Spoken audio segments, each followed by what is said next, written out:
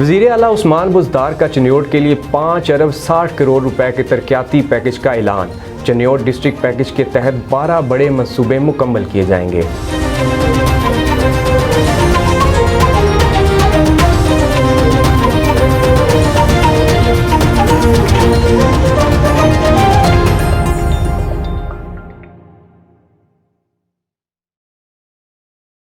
Road sector के 6, health और education के 2 निकासी आब और पुलिस लाइंस का मंसूबा शामिल है। चनियोट में 250 बेड का डिस्ट्रिक्ट हेडक्वार्टर अस्पताल के साथ साथ डिस्ट्रिक्ट कॉम्प्लेक्स और पुलिस लाइंस भी बनाई जाएगी, जबकि डिस्ट्रिक्ट डेवलपमेंट पैकेज में फराहमी और निकासी आब, सड़कों की तामीर और मरम्मत के दीगर मंसूबे भी शामिल होंगे।